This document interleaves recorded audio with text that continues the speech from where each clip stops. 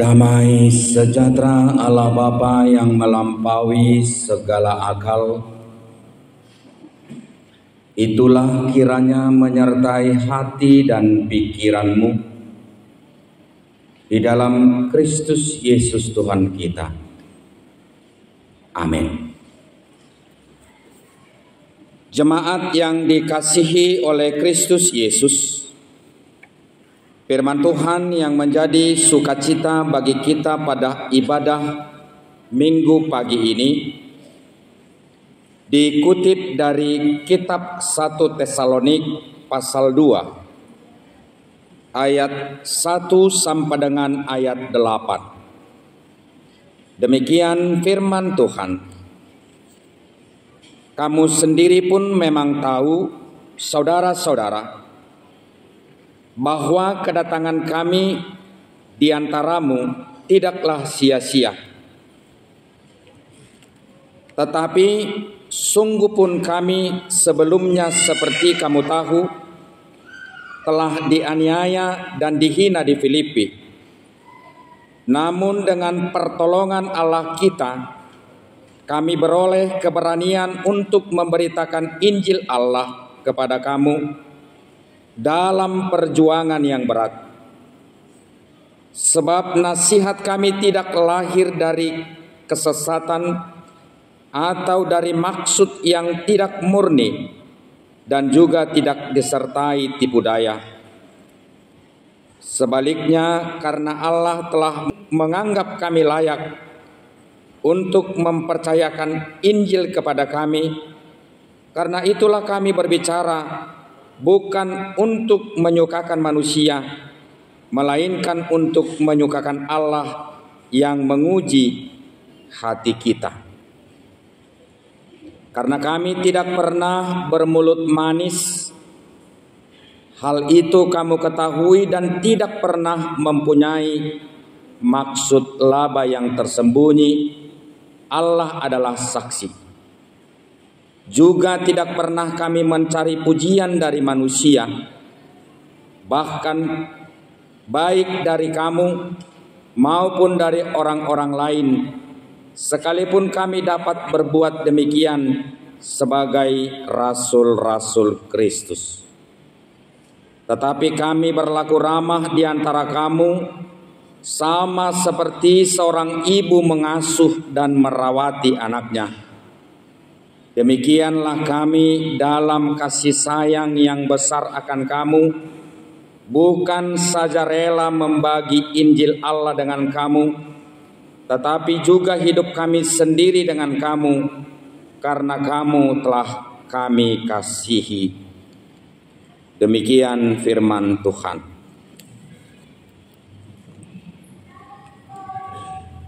Bapak, Ibu, saudara-saudara yang terkasih di dalam Yesus Kristus, Paulus terpaksa untuk menghindar atau hijrah sementara ke daerah tertentu, tepatnya ke Yerusalem, dari jemaat Tesalonik. Karena orang-orang Yahudi tidak menyukai perkembangan ajaran kekristenan yang dianut oleh Paulus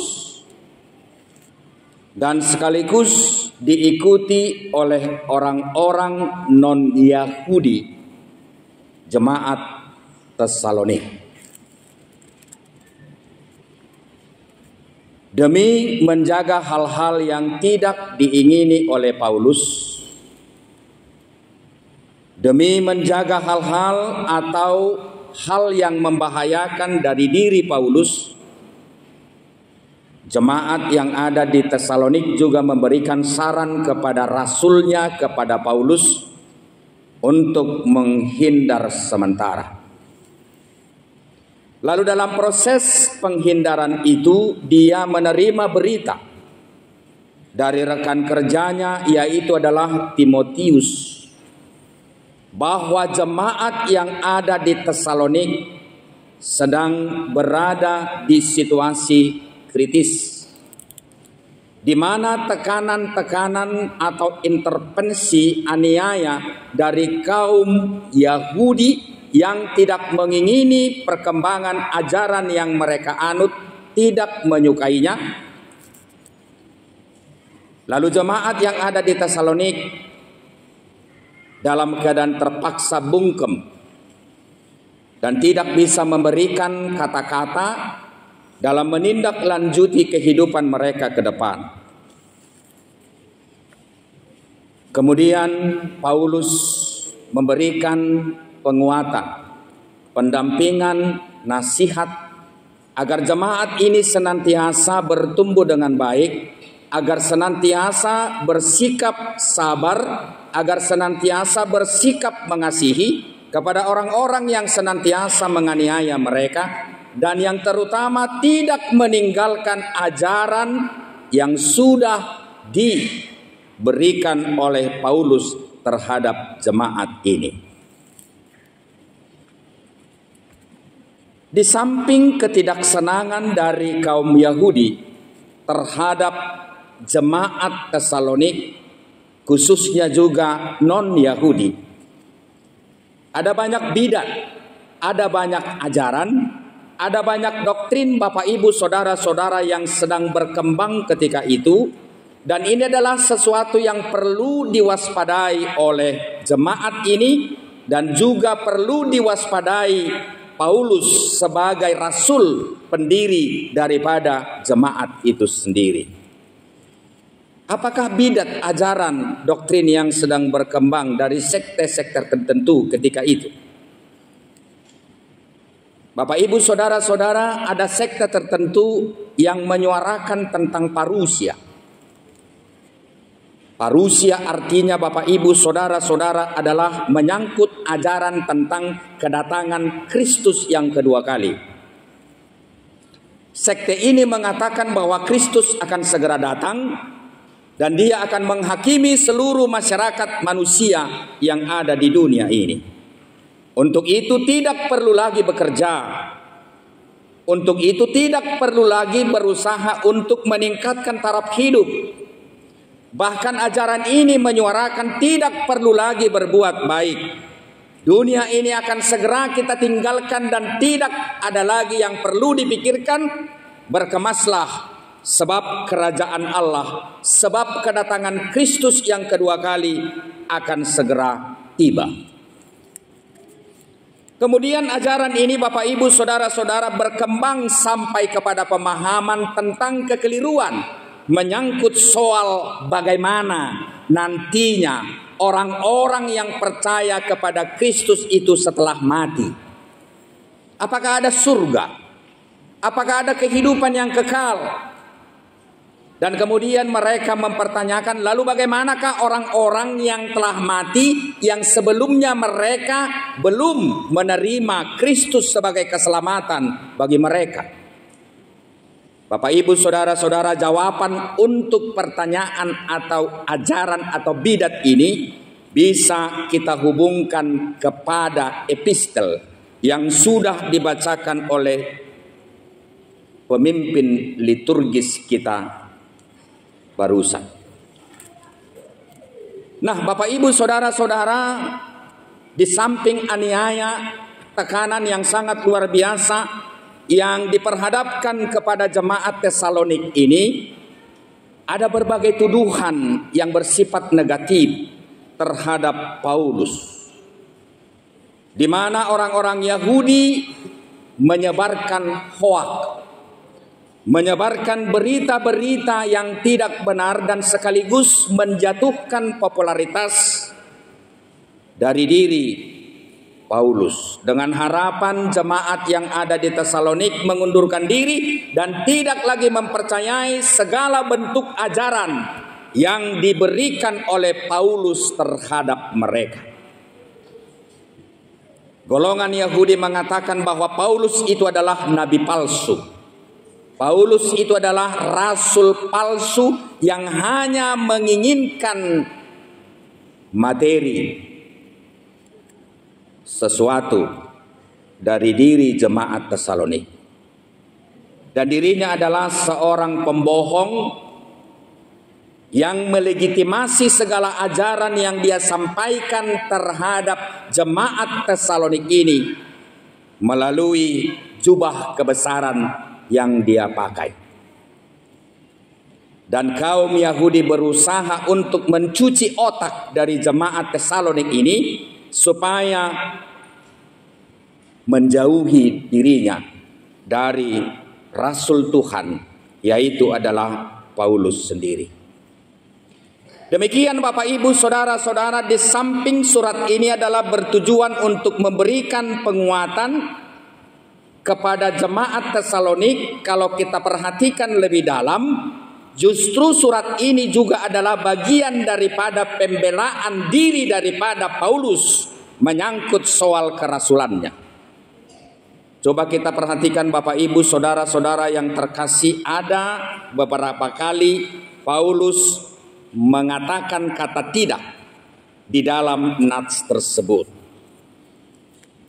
Yang pertama Bapak Ibu saudara-saudara, kami memberikan pelayanan terhadap diri kalian bukanlah merupakan pelayanan yang sia-sia. Kepercayaan yang mereka anut itu adalah bukanlah kepercayaan yang sia-sia. Perbuatan baik yang mereka lakukan itu sekalipun dalam keadaan menjalani aniaya, itu adalah bukanlah sesuatu pekerjaan pengorbanan yang sia-sia, tetapi ada sebuah tujuan yang kita hendak raih sebagai orang yang percaya. Demikian juga Bapak Ibu saudara-saudara, Paulus itu melayani jemaat Tesalonik dan memberitakan firman Injil Tuhan. Itu adalah bukanlah sesuatu yang bersifat sia-sia. Jadi jika ada orang lain atau kaum Yahudi itu sendiri mengatakan bahwa pelayanan Injil yang diberikan oleh Paulus itu adalah sia-sia, dalam kiriman surat ini dia mengatakan pelayanan kami, Injil Tuhan, bukanlah sebuah kesia-siaan.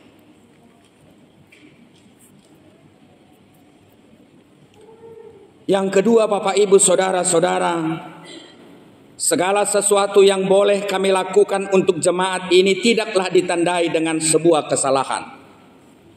Artinya Bapak Ibu saudara-saudara, Paulus adalah pribadi yang telah dipanggil oleh Tuhan dan dia bukanlah pribadi yang bergerak dari dirinya sendiri, dari pikirannya sendiri, dari kemauannya sendiri.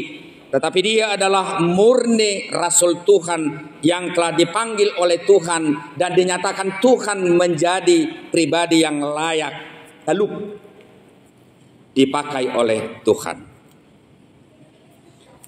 Yang ketiga Bapak Ibu saudara-saudara, mereka adalah bukanlah pribadi yang menyuarakan Injil Tuhan yang penuh dengan kenajisan dan juga penuh dengan tipu muslihat. Itu artinya Bapak Ibu saudara-saudara, Paulus ini bersama Injil yang telah diberitakannya kepada jemaat Tesalonik adalah Injil yang penuh dengan ketulusan, Injil yang penuh dengan kebaikan. Yang keempat Bapak Ibu saudara-saudara, Paulus sebagai Rasul Tuhan bukanlah pribadi yang berusaha untuk menyenangkan hati semua orang, tetapi dia adalah pribadi yang komit untuk melakukan tindakan kebaikan. Jadi sebagai jemaat Tuhan jangan pernah bermimpi Bapak Ibu saudara-saudara kamu itu bisa menyenangkan hati semua orang. Tugas kita sebagai warga Kristen bukanlah untuk menyenangkan hati semua orang, tetapi kita sebagai warga Kristen yang telah percaya terhadap Bapa di dalam Kristus Yesus, kita adalah pribadi dalam situasi dan kondisi yang bagaimanapun, kita harus menjadi pribadi yang komit untuk melakukan perbuatan baik. Sekalipun dalam kondisi yang tepat dan kondisi yang tidak tepat, bahkan dalam situasi aniaya sekalipun, kita harus menjadi pribadi yang komit untuk melakukan tindakan kebaikan.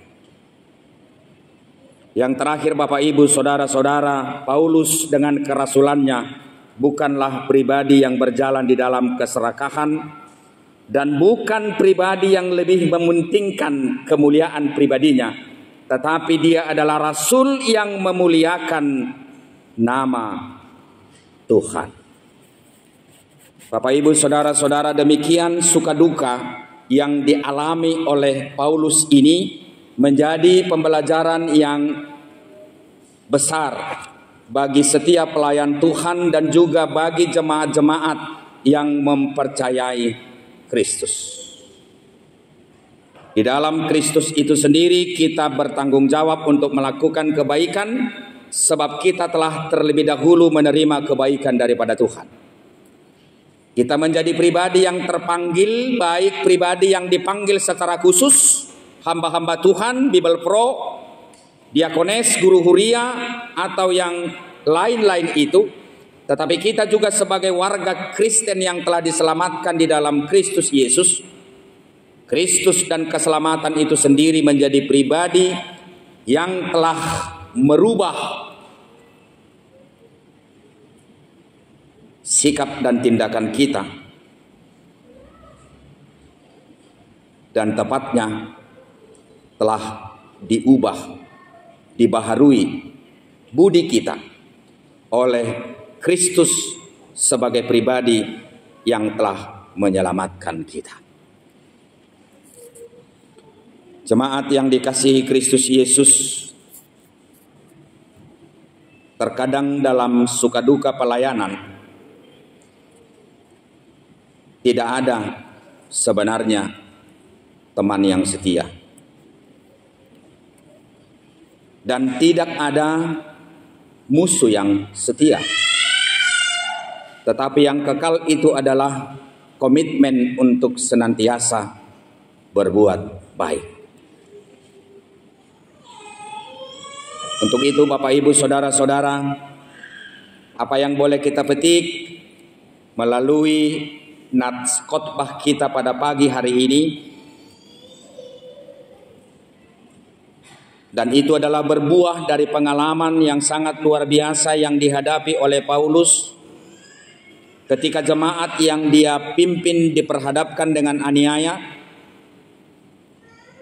ketika pribadinya sendiri diperhadapkan dengan tuduhan, tudingan, hoaks, fitnah, dan sekaligus mendapat ancaman untuk menghilangkan nyawanya, dan terpaksa sementara dia menghindar dari keadaan itu untuk menghindari hal-hal yang tidak dia inginkan dan juga hal-hal yang tidak diinginkan oleh jemaat.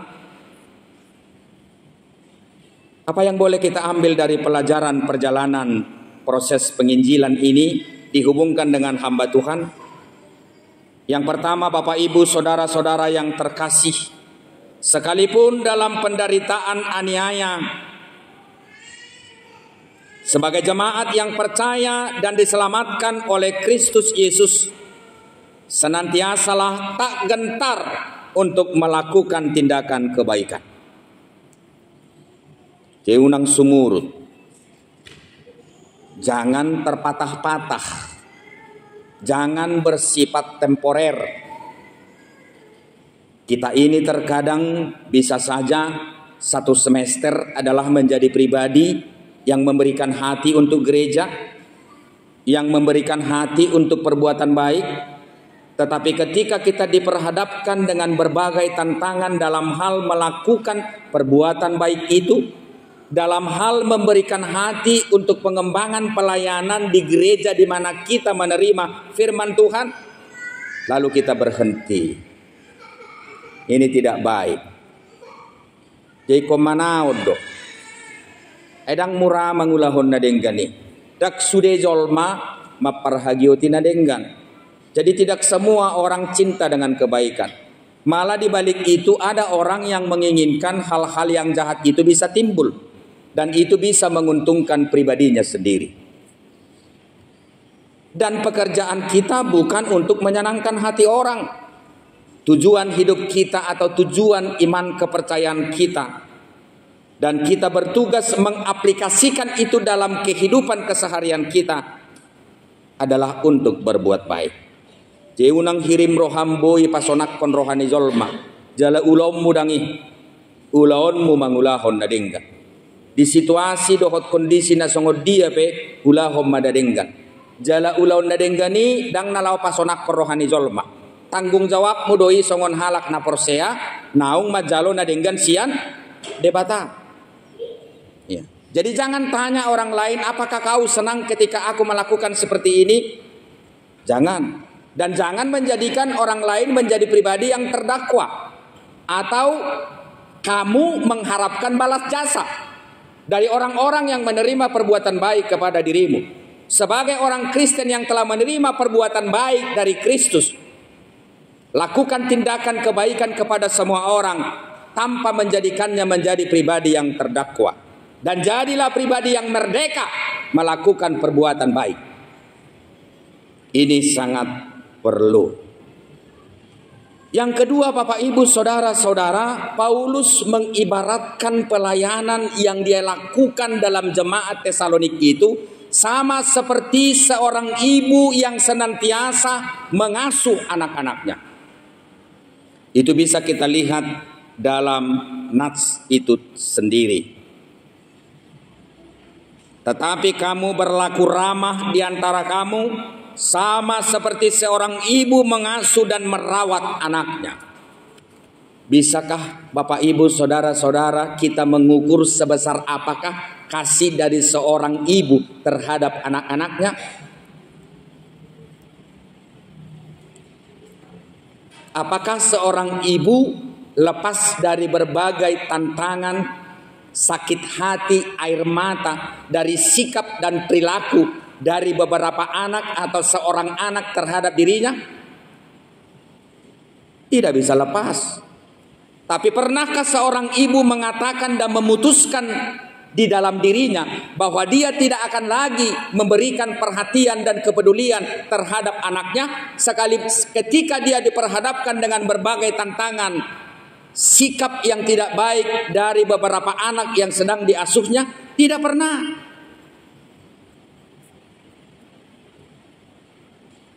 Lalu apakah yang menimbulkan semangat itu tetap berkobar-kobar dalam diri seorang ibu? Tentu adalah perubahan. Seorang ibu selalu menyatakan kepada dirinya, anak yang saya asuh ini harus lebih hebat dari diri saya sendiri. Anak yang saya asuh ini pendidikannya harus lebih hebat dari pendidikan yang saya peroleh hari ini. Anak yang saya didik ini harus lebih terhormat dari kehormatan yang boleh saya terima pada hari ini. Ketika cita-cita ini Bapak Ibu Saudara-saudara selalu membakar diri dari seorang ibu, apapun tantangan yang diperhadapkan dari anak-anak yang dia asuh, dia tetap akan menjadi seorang ibu yang eksis untuk melakukan tindakan proses pembaharuan terhadap siapa? Terhadap anak-anaknya melalui kerja kerasnya. Nah, demikian juga kita Bapak Ibu Saudara-saudara sebagai orang yang percaya, sebesar apapun tantangan yang ada di lingkungan kita, ada tujuan kita sebagai orang yang percaya, dan itu senantiasa berkobar-kobar dalam diri kita, membakar semangat kita, dan kita tidak pernah mengatakan mundur. Tapi kita akan senantiasa menjadi pribadi yang dibakar di dalam komitmen yang tidak bisa terukur untuk melakukan perbuatan baik. Apa yang menjadi cita-cita kita? Kehidupan kekal. Apa yang menjadi cita-cita kita Bapak Ibu Saudara-saudara? Cita-cita kita agar semua orang mendapat berkat. Agar dunia ini mengenal Tuhan yang baik, yang hebat itu, yang telah kita percayai dalam kehidupan kita masing-masing. Yang ketiga Bapak Ibu Saudara-saudara, jadilah jemaat yang senantiasa bijaksana menyikapi berbagai tantangan agar kebaikan itu boleh terrealisasi di lingkungan di mana kamu tinggal. Yang pertama, selalulah bertindak penuh dengan kesabaran. Jadi orang Kristen itu tidak bisa lepas dari kesabaran. Sebab itu adalah salah satu buah dari kasih itu. Jangan pernah bermimpi damai sejahtera itu boleh terwujud kalau kamu tidak melatih dirimu menjadi pribadi yang penuh dengan kesabaran. Sama seperti kesabaran yang ditumbuhkan dalam diri Paulus ketika dia terpenjara di Yerusalem setelah menerima berita tentang keadaan jemaat Tesalonik. Di dalam kesabaran dan cinta kasih, ia tetap melakukan kebaikan. Dan dia dengan sabar menumbuh kembangkan kemandirian daripada jemaat ini, agar jemaat ini tidak menjadi jemaat yang labil atau jemaat yang meninggalkan ajaran yang benar yang telah mereka terima dari rasul yang telah membimbing mereka, yaitu adalah Paulus. Yang berikut Bapak Ibu Saudara-saudara, sebagai orang Kristen yang telah diselamatkan oleh Kristus, banggalah ketika Tuhan memakai engkau menjadi mitra kerjanya yang baik. Dan kemudian yakini dengan pasti bahwa Tuhan akan menguatkan engkau dan semakin membekali engkau di dalam hikmat bersama dengan Roh Kudus, agar engkau menjadi pribadi yang senantiasa di dalam sukacita untuk melakukan tindakan kebaikan.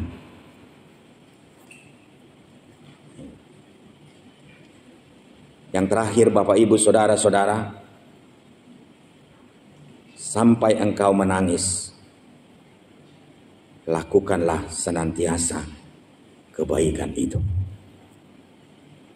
Sebelum pernah engkau menangis sebagai orang Kristen yang telah percaya kepada Kristus dan menerima kebaikan itu dari Kristus, dan itu pula yang mendasari engkau untuk melakukan tindakan kebaikan, dia mati untuk mewujudkan kebaikan itu. Engkau juga harus bersedia sampai engkau meneteskan air mata, bahkan menderita. Lakukanlah perbuatan baik itu. Dan ketika engkau sampai ke titik itu, engkau akan menemukan sukacita yang tidak pernah ditemukan orang lain sebelumnya. Berbuat baik dalam sukacita itu biasa. Tetapi ketika engkau berbuat baik sampai dengan meneteskan air mata, agar damai sejahtera boleh terwujud di keluarga, engkau akan sampai ke tingkat pemahaman sukacita, lasniroha, nasohea dapat nimanang naise. Tetapi engkau sebagai orang Kristen akan menemukan hal itu. Berubahlah oleh pembaharuan budimu. Amin. Kita berdoa. Bapa dalam sorga, kami bersyukur Tuhan untuk firman Tuhan yang begitu luar biasa pada pagi hari ini boleh memperbaharui budi kami. Boleh menumbuhkan komitmen dalam diri kami agar kami senantiasa semakin percaya terhadap Engkau Kristus Yesus yang telah melakukan tindakan kebaikan yang sempurna bagi diri kami.